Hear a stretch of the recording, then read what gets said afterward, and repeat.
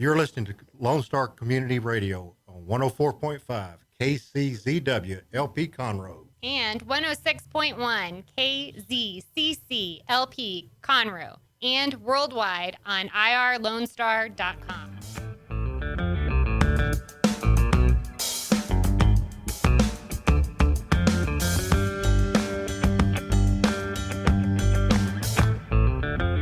Well, good morning, ladies and gentlemen, and welcome to the Weekly Business Hour. And before I forget, Happy New Year.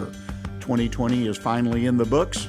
Boy, so many people just say, glad that's done. And now we're starting off a brand new year, and in many cases, folks say, hey, turn the page. It's blank, and I'm going to write my new story in 2021. So welcome. We're broadcasting today, as we usually do, live from the studios of Lone Star Community Radio. It's located in downtown Conroe, Texas, one of the fastest growing cities in the country, according to the Census Bureau. So we have lots of business activity taking place around us each and every minute of every day.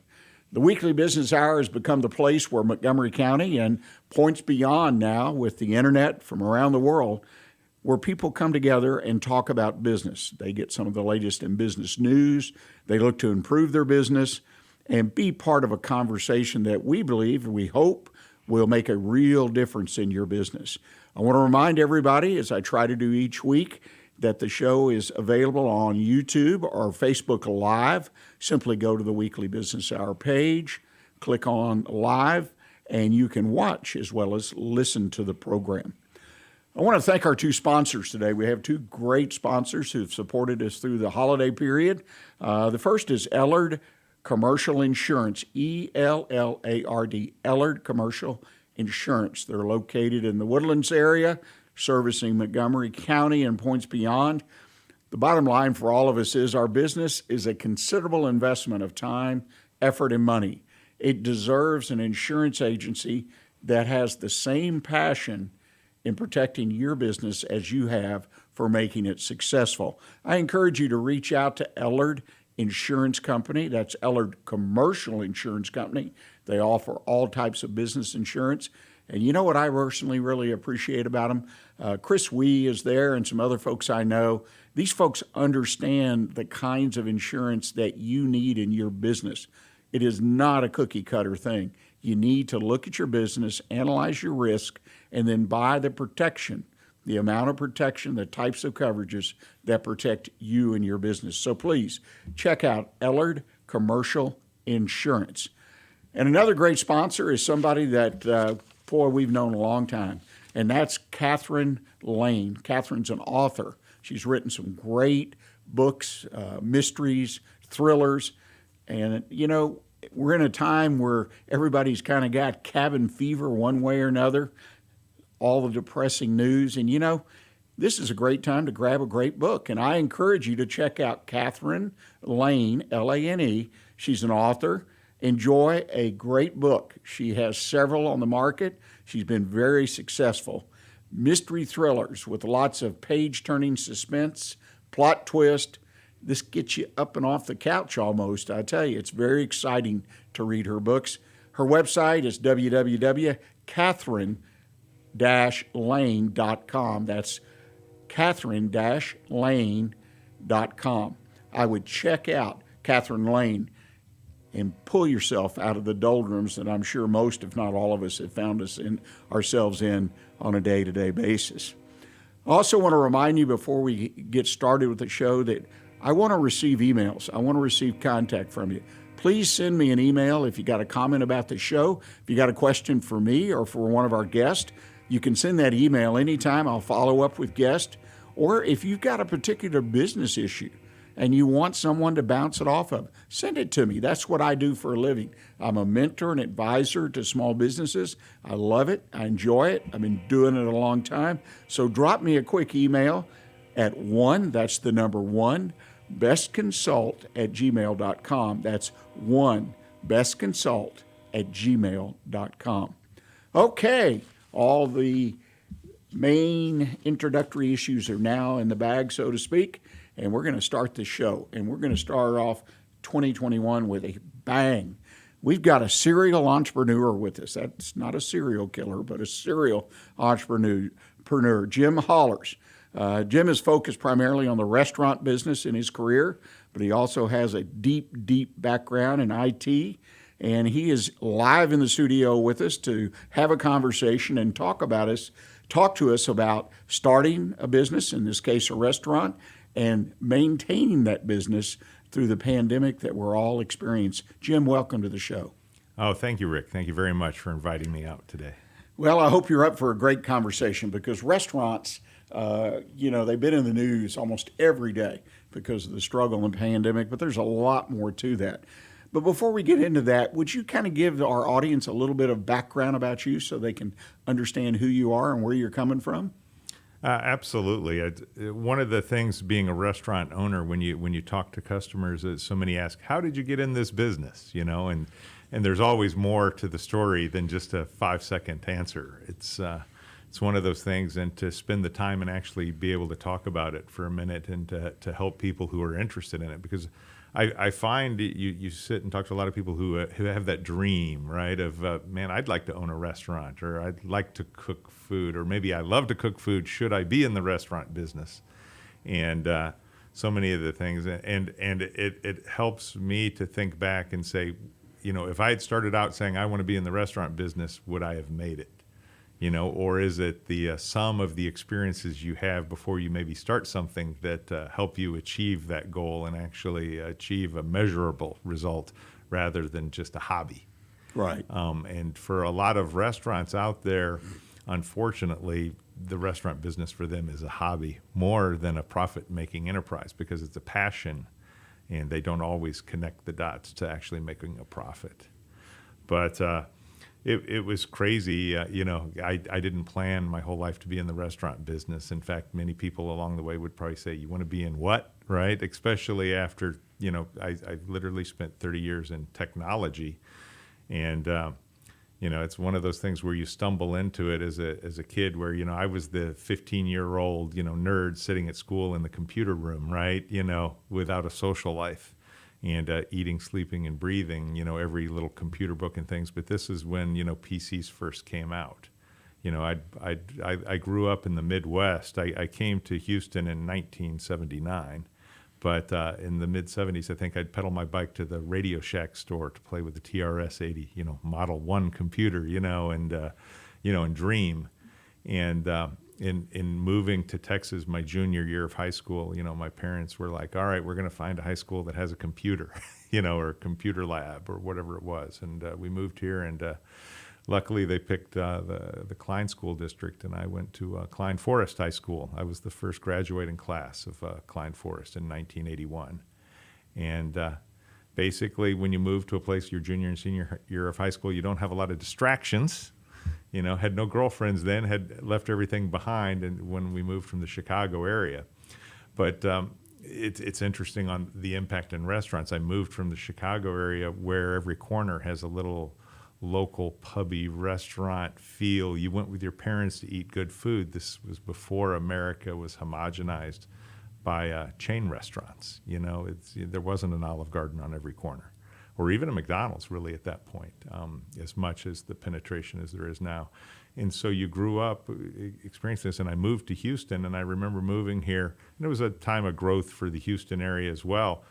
But I remember with my parents, and we're like, where's the little pub on the corner that has the good food, right? And it didn't really exist here, even in the 80s, the way Houston had grown. It didn't have that feel of the Midwest, where you went and saw your neighbors at the local restaurant, but they were bar restaurants, almost always.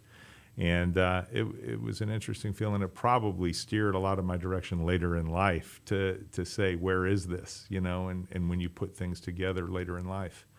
But I got out of high school. I went to A&M, and by few months into going to Texas A&M, my first freshman year, my parents called me up and said, "We're out of here. We're moving back to Illinois." They bought a bar in a little town, a population 500 town next to a population 5,000 town. And they went back there and were in the bar business for the next 10, 15 years. And I would go visit them maybe once a year. sometimes twice a year. I wasn't the great kid, where I'd get on the plane or go back up to the Midwest to see them. But it was an area outside of the St. Louis area and in Illinois. And, so certainly there's those beginning little touch points of what you experience and see in life, and running a business. But I ended up being on my own from an early age. I went to A&M, and interesting enough, I was a little too technical, got involved in a little too much, and after 1 year, we decided it was best that I didn't return for my second year. And they made me kind of famous, declared me a computer genius, put me on the front page of the newspaper, and it kind of launched me into the technology business, which I squandered by being young. And I went to work for a company that owned 4 nightclubs in town. And I literally was the beginning of the computer business. And I remember I was just the computer geeky guy. I was hired to write them a computerized payroll system and liquor inventory tracking system on early CPM computers before there was even IBM PCs. And I sat around and did that. It wasn't long before I became a rock and roll DJ in one of their clubs, built computerized light shows, and got involved in everything in the early 80s called sex, drugs, and rock and roll. And it was interesting, though, because they were high-volume places where they would carry out, briefcases of money every night. This was a cash business. It was, very interesting, and got to be friends with the ownership. And again, it was exposure to another facet of business that I hadn't seen before. And did that for 3 or 4 years and literally decided I wasn't going to get anywhere in life if I didn't change. And literally had to walk away from it all. And I had a high school friend had introduced me to a company that had a laboratory in the 1960 area. And they were like, hey, we bought this IBM PC, one of the very first ones, not even an XT, PC with some floppies. The XT came along later with a hard drive, the actual first hard drive. And they're like, we wanted to, help us run these reports and do some things. And we've heard you're the computer genius that can come over here and do this. And so they bought me one of the first IBM PCs and literally gave it to me and said, make it work. And so I launched kind of into a technology career. It led me to opening a business on 1960 called PC Solutions. And I did computer software for the next 8 years, helped a variety of businesses. And you would just get introduced from one. It was all word of mouth. You get introduced from one to the other, whether it was a developer who built a shopping center in Tomball and some real estate developments, doing Excel spreadsheets in the early macros. Actually, it was Lotus 123 back then. Nobody remembers that anymore. Mm-hmm. And it would be get introduced to a machine shop and hey, we bought this computer and we want to, we need it to do more. We needed to do something, basically anything. In those early 80s, and even today, when people buy computers, we bought a computer, now we need it to do something. I really specialized in just. It turned out most businesses needed accounting help more than anything else. So I would build customized sales order entry, inventory tracking, scheduling systems, various things like that. And you just get involved. I've been in many refineries here in town selling them PCs, and it was the 80s was when you built PCs, you built networks, the early Novell networks, all of that stuff. Buying parts in the early 80s by calling Michael Dell on the phone and his, over in Austin, all of those things happened. And it was one of those things where I think if I was in California, a whole different trajectory would have happened. But here in Houston, the oil and gas business, things like that. And so I spent the 80s really doing customized accounting systems and making way too much money for someone 21, 22, 23, lacking good mentorship, and probably spent most of that money, Let me ask you something. I'm curious. You raised a curiosity.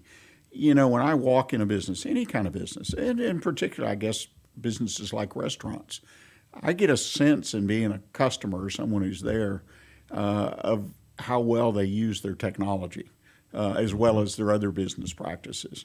And I don't know if you find that true, but, in the restaurant business, I assume the cash register / computer, because that's what they really are, I guess, today. Why? I mean, these products are so readily available. They're relatively inexpensive. Why do you find business people, restaurant business people particularly, are slow to adapt? Because to me, there's many advantages to doing or using that computerized cash register, so to speak. Why are they so slow to adapt? Well, it depends on the size of your business. So when I got into the restaurant business, you take all that technology experience you've learned over the years, but I knew I needed a POS system, right? And of course, I knew I could write one. It's like, but sometimes you don't want to, it's like, I know you can, build a car, but do you want to go build a car? It might not run very good, or it might take a long time because you're going to learn how to do it as you go. But there's the early start of point of sale systems, the POS systems for businesses. If you were a mom and pop business, you maybe didn't want that trackability. There was a lot of advantage. If I were going to open my very first restaurant and just be myself and be there running it, I'd probably have a regular old cash register, right? Because there's things you can do with the cash to manage your cash.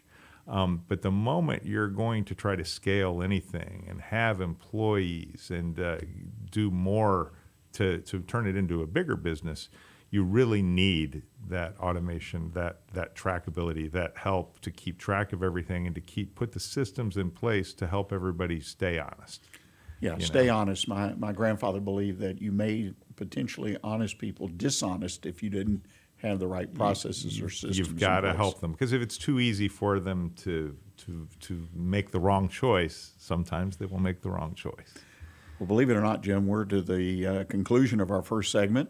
We're going to take a short break, ladies and gentlemen. I hope you'll stay with us, and we're going to continue to have this conversation with Jim Allers and talking about business, in particular the restaurant business, and the way he was able to open and develop a number of restaurant concepts here in the Montgomery County area and I guess beyond. So we'll continue with Jim's story. So please stay with us, and we'll be right back.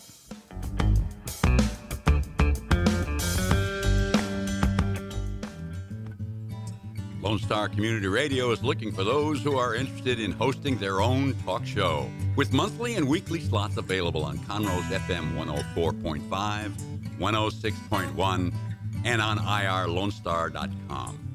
Start your own podcast, create your first YouTube channel, and be on TV. Contact Lone Star Community Radio online at irlonestar.com or call the station message line at 936-647-3776.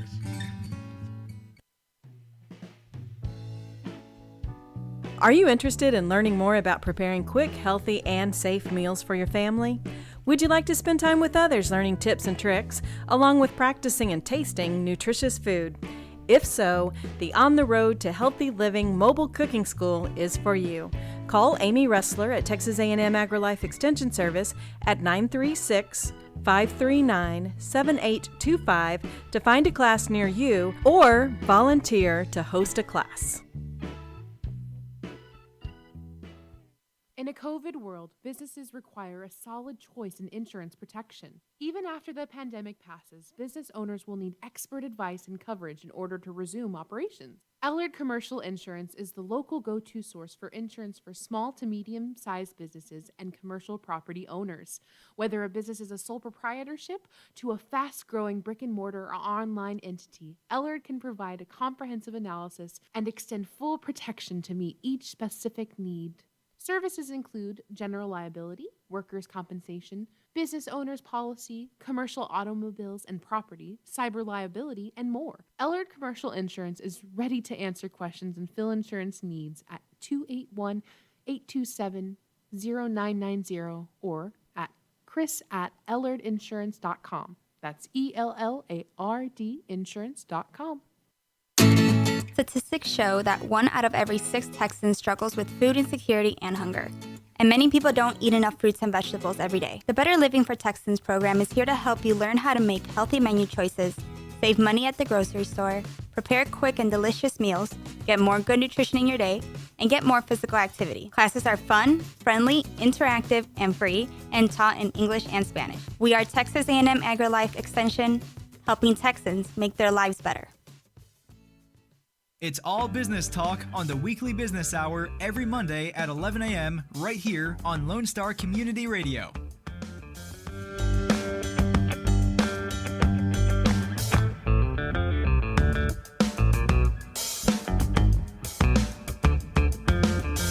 Welcome back, ladies and gentlemen. You're listening to the Weekly Business Hour, and I'm Rick Schisler, and I'm your host.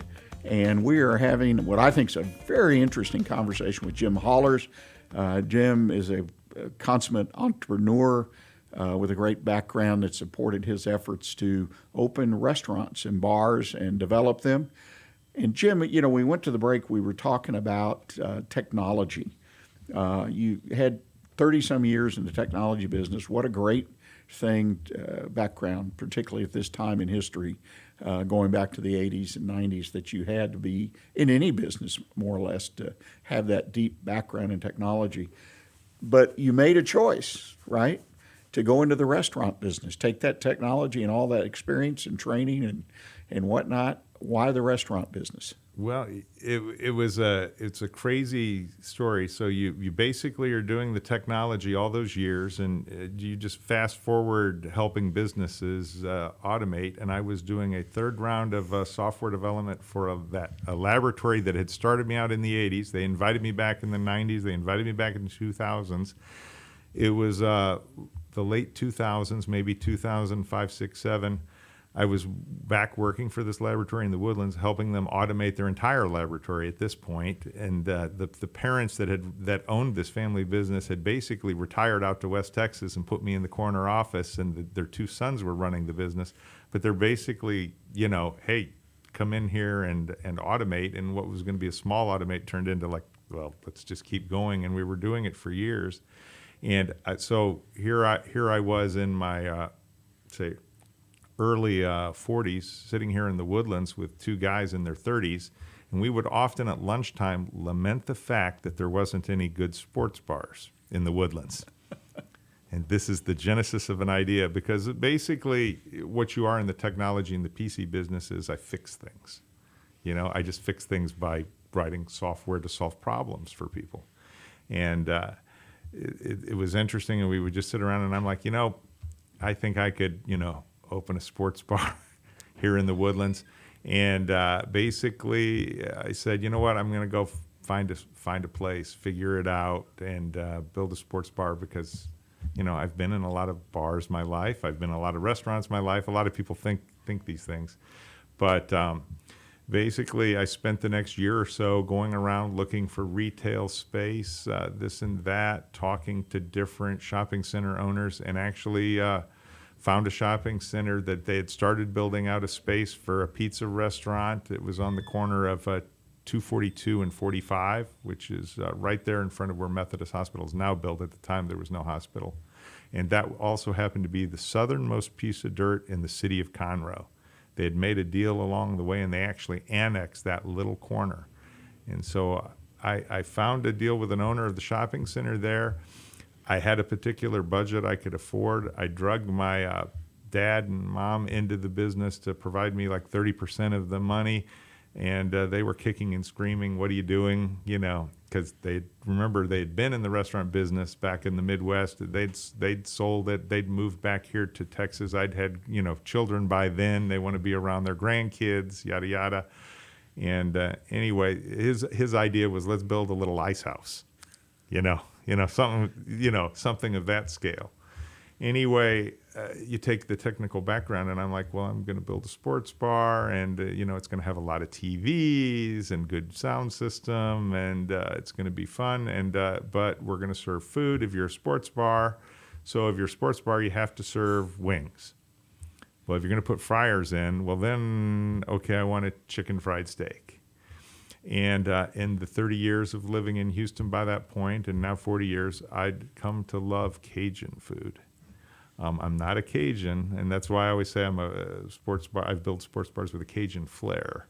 But it's just, I love the taste and the flavor profiles, and so I built a bar, the wings, this and that, and then added the boudin balls, and added different spicy Cajun dishes, and that I like. And, I'm not a restaurateur by trade, but I develop a menu by taste, not by, and I've done this to this day, 12 projects in. If it tastes good, I'll put it on the menu. If I don't like it, I won't put it on the menu. And people always walk in and go, what's good? And I go, well, everything, or I wouldn't put it on the menu. I mean, it's just one of those things. But you go back to technology with POS. I knew, wow. And I actually started to, the shopping center owner I made a deal with said I didn't have enough money to do it. And we decided I couldn't do it. And this was 2008-9. There was a little recession that happened then. Remember that little thing that happened? And people told me you can't even open a restaurant in the middle. What are you doing opening a restaurant in 2008 or 9? And I took every penny I had out of my little stock options and 401ks, advanced some credit cards. My dad and I had already been to the bank. Wood Forest Bank, I love you. I bank with you. But, at the time, you walk in and you go, hey, we've got good credit. We want to borrow some money to open a sports bar. And they go, what?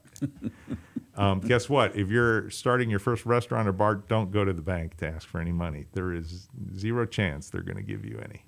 And I'm like, but we got good credit. They're like, doesn't matter.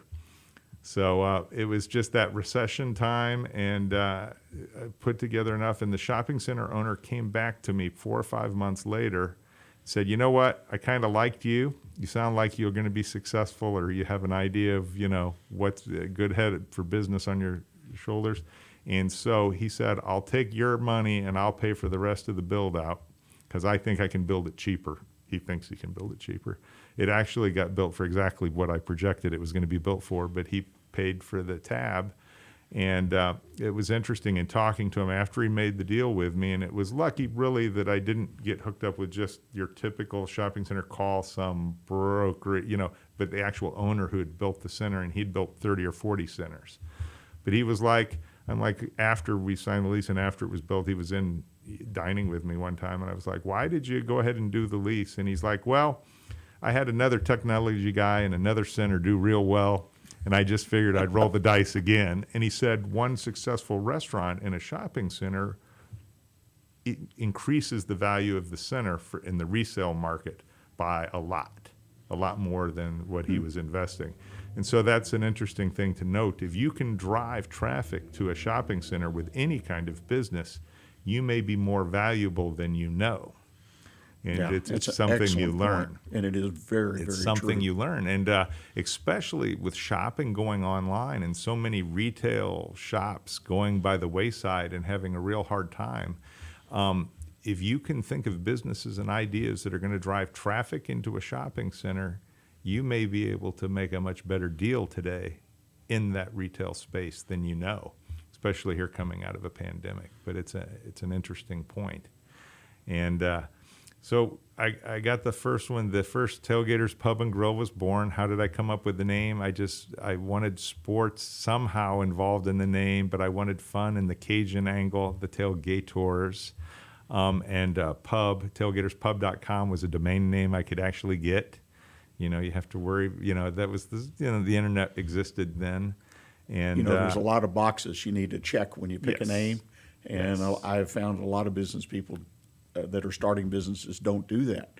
And it sounds like you went down the whole list there. I think I harassed my friends for 6 months of sending them name ideas and little logo ideas by email. It was every day or every couple days. And I had found a place on the internet, one of those logo design companies, probably from India or somewhere around the world. You pay them $99 and they'll keep designing your logos till you're happy. I think I got my $99 worth. Because we actually did a lot of going back and forth in designs, and it's always fun sometimes to go back and look at the old ideas and go, ooh, I'm so glad we didn't do that, and I'm so glad friends kept saying, keep trying, until you finally come up with the right look and feel, and the menu is really you. That's you as starting a restaurant. You need to have that passion and control. I've seen some restaurants where they hire a chef or they have somebody else make the menu for them, and I'm kind of like, what are you getting in the restaurant business for if you can't have the passion to control it? And so much of that success is you've got to taste your food, and you've got to like your food, and you've got to really believe this is what I think for me, the experience of eating in all of those bars as that teenager back in the Chicago area, you went to that pub on the corner that had the good deep dish pizza. You went to that other bar on the corner that had great Italian beef sandwiches or Chicago dogs. You went to, and I didn't recreate, deep dish pizza or Italian beefs down here. And by the way, Houston does not have, well, there's one place that has an Italian beef that's pretty good, but it's like when you want to recreate something you remember from your childhood, but really, there were no wings in my childhood, but yet, enough years of eating the Cajun food. You make a great point, though, is the passion for one's business. Because I've worked with literally hundreds of businesses besides being in a number of businesses myself. Mm-hmm. And it's amazing how many people, they're passionate maybe about an idea when they start, but they're not really passionate about the business. All of us gravitate to what we're good at or what we think we're good at, which will be one aspect or two aspects of the business. But when you're a business owner, right, you got to wear all those hats, as they say. But you've got to have that passion every day because you're gonna, if nothing else, you're going to hit some bumpy roads, and you got to have that getting up and getting after it each and every day. Unfortunately, we're to the bottom of the hour, and we need to take a quick break. If you don't mind sticking around a little bit longer, I would really like you to talk about the state of the restaurant business here and experiences on some of the payback protection, and also a special event that's upon us starting today. So, ladies and gentlemen, we're going to take a bottom of the hour break. When we come back, we're going to visit with Jim further about the restaurant industry here in Montgomery County and some of the great things that are going on right now that reflect, I think, in a very positive light on them. So please stay with us. We'll be right back with you.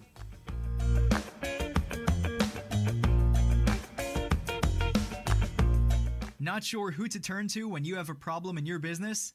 Listen to the Weekly Business Hour on Lone Star Community Radio. Award-winning international author Catherine Lane presents the latest book in the Nikki Garcia thriller series. Revenge in Barcelona continues the adventures of a world traveler who finds herself a target in a global scheme of terror. Purchase this volume and the other two books in the Nikki Garcia series, Waking Up in Medellin and Danger in the Coyote Zone, individually or in a special box set on Amazon, or at catherine-lane.com. That's KATHRYN-LANE.com. Lone Star Community Radio is looking for those who are interested in hosting their own talk show with monthly and weekly slots available in Conroe's FM 104.5, 106.1, and on irlonestar.com. Start your own podcast, create your first YouTube channel, and be on TV. Contact Lone Star Community Radio online at irlonestar.com or call the station message line at 936-647-3776 to take your first step into the radio world.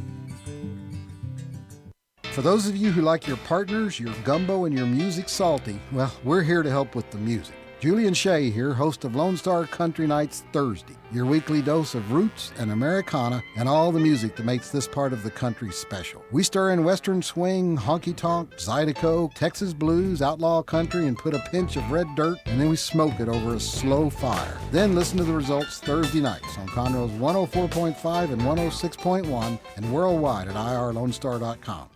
An estimated 1 in 10 births will result in a neonatal intensive care stay, also known as the NICU.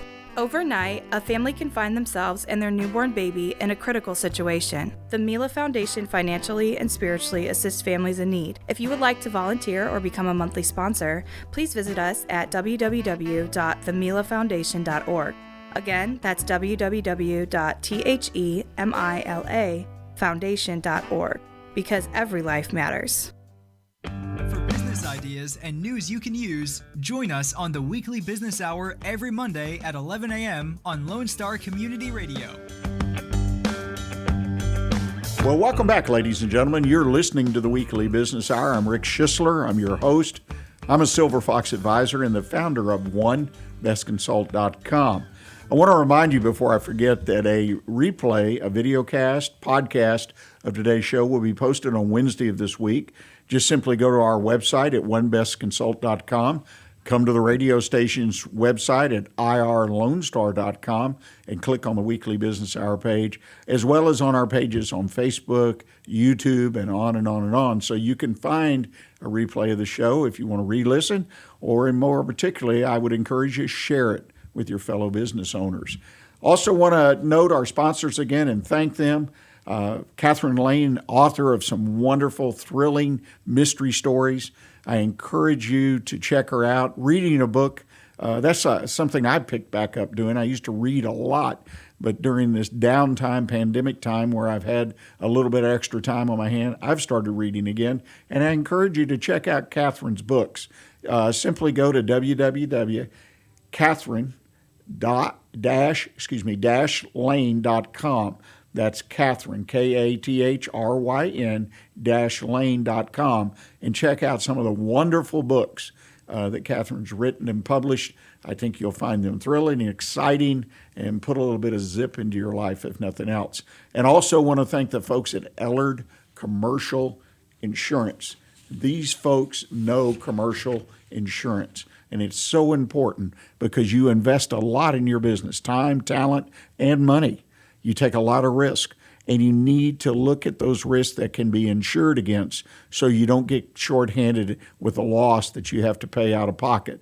The folks at Ellard Commercial Insurance can help you evaluate your risk and help you determine how much and what kind of coverage you need for your business. So check them out at www.ellardinsurance.com.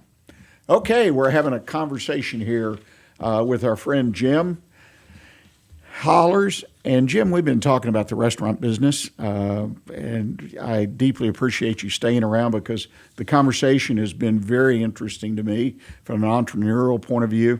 The fact that you have done so well, my observation, in leveraging your experiences, your technology experience in particularly, into building successful businesses.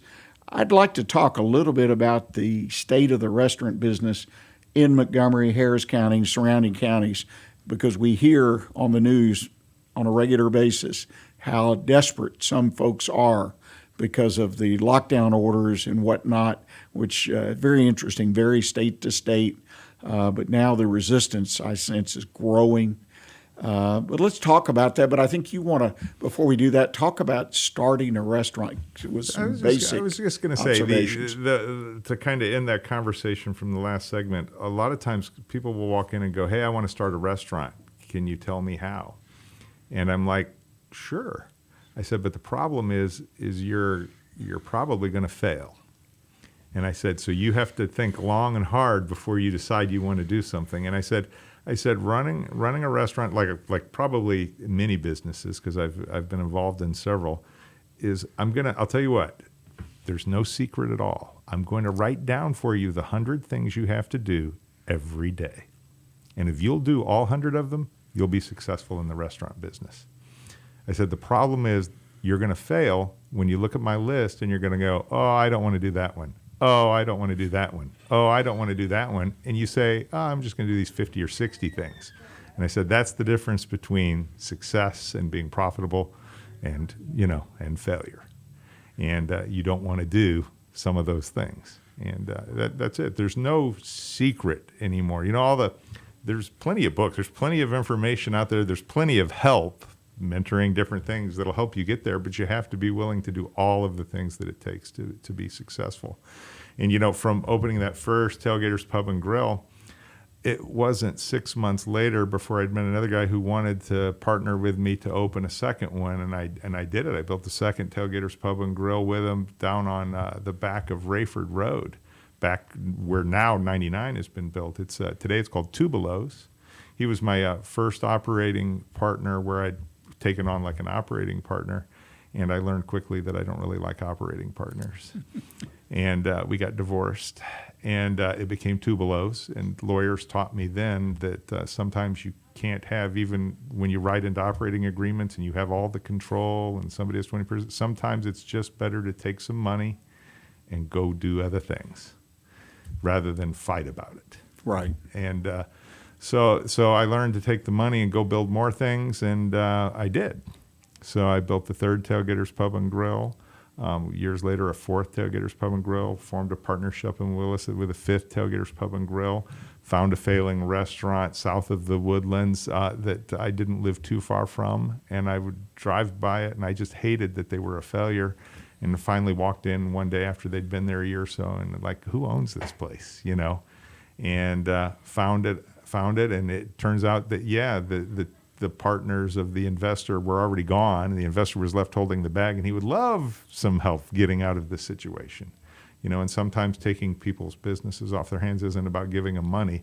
It's about relieving them of obligations. Right. And, you know, taking over those obligations. And along the way, besides the 6 Tailgaters, in one of them I bought the land in Building 4 and have had investors along the way. I bought 2 bars along the way. One was called the Stadium Bar and Grill. That was, I've basically doing a John Taffer bar rescue. You know, I bought it the week before the tax man came and locked the door. And one of my bartenders at Tailgaters Pub and Grill, his parents owned the bar, and he was working for me, not his parents. But he's like, hey, can you go down and visit with my parents and maybe help them out, you know? And so boom, you buy a bar. And what I learned was you just apply those same principles, you know, the same 100 things. If you're not making enough money, if you're not making an actual profit, you got to keep changing. You can't just keep doing the same thing. So many restaurants keep doing the same thing. I'm like, guess what? If it's not working, you got to change. And I've said all along, in any business I buy, and I literally sold that business a couple years later. I've never put any of my businesses for sale, but a lot of them have been sold because if somebody wants to buy something, it's for sale. And I bought, after I sold that Stadium Bar and Grill, the new ownership came in, and I left them a manager, and I left them a staff, and I told them don't change anything. And what did they do? Change things. So they immediately dropped their sales almost in half, you know, by changing things because they wanted to, you know, do it their way. And I'm like, why did you buy a business to change things? But it made me mad, and I went across the freeway and found another bar that was in trouble and said, anybody want to sell this bar? Because I was like, man, I need to find a new place for the staff to come work at that's not making any money anymore. But again, each time you buy, build, fix, do something, and I took the John Taffer seminars along the way. I've gotten involved in in community. I got involved in the Texas Restaurant Association. I've even been the president of the Montgomery County Restaurant Association. We formed a new chapter for Montgomery County. It was Texas had not had a new chapter of the Restaurant Association in a long time, and we actually, a group of us restaurateurs, got a new chapter actually joined in because we felt without the Montgomery County chapter, it was just you were a part of Houston. And as you know, the Woodlands is not Houston. It's a whole nother world up here. And if there's 100 restaurants up here or more, and Montgomery County is a big place, we need our own voice. And it's interesting, though, to try and get restaurateurs to tie in and help. But you go in, you build all these things. But here we are now with COVID. So the world's going good. Everybody's happy. Everybody's running their restaurants. Heck, if you're busy and successful, you don't even get involved. You don't even know your neighbor. You don't do anything. Now COVID hits. Ooh, times have changed. All of a sudden now it's a very big struggle to survive. What's the state of the business though, starting 2021? What's your take on that? Well, so the good news for those that took advantage of it is that there was a PPP loan. The Paycheck Protection Loan Program really helped restaurants, and I hope everybody out there that had a restaurant that qualified at all did apply for it because it was critical. I own 4 restaurants right now: Citizens Grill on 1488, 2 Tailgaters Pub and Grills, 1 in Montgomery County, 1 in Harris County, and another little bar called the Thirsty Texan. And each one of them got a PPP loan. And during those dark days of March, April, May, June, you know, they paid the rent and paid the payroll. And I at the time, the PPP was set up for an 8-week deal where you had to spend 75% of it on payroll. So I put it together. Even though we're closed, even though we don't have enough people working, I paid out 75% to the staff. I raised people's pay rates, whatever we could, to keep things going. to get full forgiveness for the program, because Right. you want forgiveness for it. So I pushed it out, and they didn't design it real well for restaurants that are ordered shut or have 25% occupancy or 50% occupancy. But the good news is that they've just finally signed off on, and the second round of the PPP. And as long as your sales are down at least 25%, you're going to be able to go back here early this year and get one more of these, which is super critical for the restaurant business. You're able to get 3.5 times 1 month of payroll. If you administer it correctly, you should get full forgiveness, and it's going to be So it's been a super godsend. important. Well, you see the light at the end of the tunnel, because let's say everybody went out here and did the COVID thing for Christmas and Thanksgiving, and now January, if Harris County dials back, or I don't think. I'm very lucky to be in Montgomery County for a lot of Right. reasons, and it's We all are. a lot of not being on the east or west coast. But it's this second round of PPP will probably help get us the rest of the way out of this, because I was worried. The first PPP, I was like, what happens in the fall? I said, okay, we saved ourselves in the spring, but there was no foresight. It wasn't designed. We could have administered that program and made that money last a lot longer, but it wasn't done that way. Right. Had a deadline. So you to were it. forced to spend it early, whereas a prudent businessman, you'd be like, hey, let's plan this out where we can use it to pay the rent all year. So I would say right now, we've probably lost 10, 15% of our restaurants closed. They're not coming back. I would say there's another 10 or 15% that are seriously behind on rent, and the shopping centers have just been nice to them and not locking their doors. But I think you're going to see another round of closures, even with a coming PPP, because some people have dug themselves a very deep hole, and they're just still operating because they've been allowed to not pay the rent. And that's not uncommon with small businesses in general. It's hard to give up for a lot of small business owners. We've got about 30 seconds left. Oh. And I know you've got a great event that you're connected with, because we talked about it off the air. So let's talk about that event, which starts today. Starts today. Taste of the Town has become Taste Around Town, and you can absolutely buy a ticket for $25 online. You can take that ticket to over 40 restaurants here in the greater Woodland Spring area, and get the samples just like you would have done back in the days of going to the convention center and doing Taste of the Town, except it runs the whole month of January.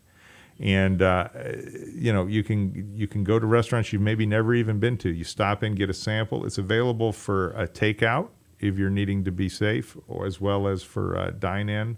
If you come to Citizens Grill, for example, we'll send you up to the bar. We'll probably give you a sample of a craft beer if you're interested, and we'll bring you out, a spinach and artichoke sampler and a couple other little surprise items we have. And it's a great way to just go around and visit with the different restaurants and see what's going on, or get it to go if you're in that group that can't go out and dine in. And tasteofthetown.org, I do believe, will get you there. The Woodlands Chamber website will also direct you there. And any of the member restaurants, if you walk in, they can help give you the link to buy a ticket. It's just a great idea. It gives you an opportunity, if you feel comfortable, to get out. And like you say, you're doing takeout. So if you just want to stop by and pick it up and don't feel safe going in the restaurant. But what a great way to have some fun. I think the tickets are $25. So it's not really expensive. And like you say, an opportunity to visit restaurants you maybe never even been in. Right. But now's the chance to check out the food and see if it tastes good, so you can come back. Well, really, it's about helping these restaurants keep the rent paid another month or two, or if they don't have the PPP, different things. So if we can drive traffic into all of our restaurants, I think so many Montgomery County residents did a real good job, at least at my places back in March when it was takeout only. They did a really good job of coming in, ordering. They said, look, we came here to eat once a week. We're still coming here to eat once a week. We still need some of that thought. I know people are tired of the pandemic and this and that, but if you used to go out and eat once or twice a week, try to go out and still sponsor it. I went to a new restaurant down off Sawdust, old restaurant, but one I'd never been to just yesterday, and went in and spent $30 because they need it. Yeah. They My need wife help. and a number of people we know have done the same thing, and we just picked up food when we didn't feel comfortable personally getting out. Well, Jim, I can't thank you enough for sharing your story. It's been a wonderful journey with you. You've got a lot of good things to say. Your list of 100 items that you've got to do each day. And that's the other thing, I think. You got to do them all, but you got to do them consistently, too. Well, you don't get to pick and choose. Yeah. So appreciate you sharing those ideas and concept with us. And just as a sidebar, my wife and I, the Citizen Grill is one of our favorite places to go. You've done a great job. Tailgaters has always been. So I know you offer a great product. So, ladies and gentlemen, we're going to take our final break of the day. When we come back, I'm going to talk to you a little bit, my one best consult tip of the week, about is your business going to be hot or not in 2021. So please stay with us, and we'll be right back with you.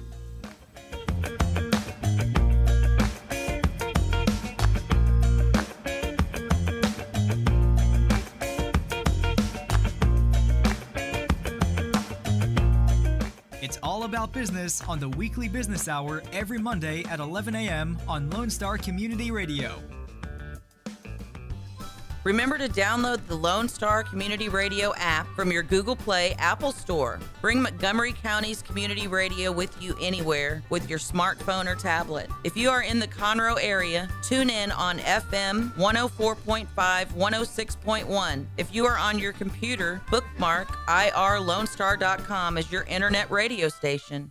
Lone Star Community Radio, broadcasting 24/7 from the heart of downtown Conroe, Texas.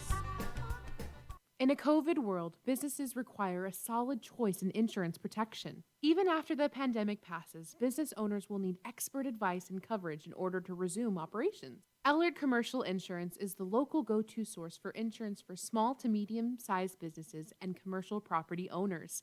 Whether a business is a sole proprietorship to a fast-growing brick-and-mortar or online entity, Ellard can provide a comprehensive analysis and extend full protection to meet each specific need. Services include general liability, workers' compensation, business owners' policy, commercial automobiles and property, cyber liability, and more. Ellard Commercial Insurance is ready to answer questions and fill insurance needs at 281-827-0990 or at chris@ellardinsurance.com. That's ELLARD insurance.com. Well, welcome back, ladies and gentlemen. Rick Schisler, the Weekly Business Hour. I hope you've enjoyed today's program. A little bit off our normal course, but listening to a great story, an entrepreneurial story with some great tips and advice about how to successfully build your own business. I love the list of 100 items, which the list could be 10 items, that you have to follow, all of them, and you have to consistently do it each day, and that'll bring you success. I think that is applicable to any business, any industry, anywhere, is to identify what things need to be executed on each day or checked each day that can lead you to success. And it doesn't mean you can't have a great idea or an epiphany that will bring all success to you as well. But when you're operating a business, it's consistency in doing all the things you must do each day to be a successful business owner. Well, next week we've got a great show planned. I'm going to have a surprise guest, a nationally known author, an individual who has published a number of books. Take a look on our social media sites to pick up the information about it. I know that he is going to bring a lot of excitement to us and offer us a lot of advice how to be motivated to make our businesses even bigger and better. Next week, 11 a.m. Monday morning, we'll be here live. In the meantime, check out the videocast podcast that'll be published on Wednesday of our show today. And I want to thank you for joining us. And remember to stay in touch with what's happening in Montgomery County right here on Lone Star Community Radio. And until next week, stay engaged and keep your focus on what counts in your business. Thanks.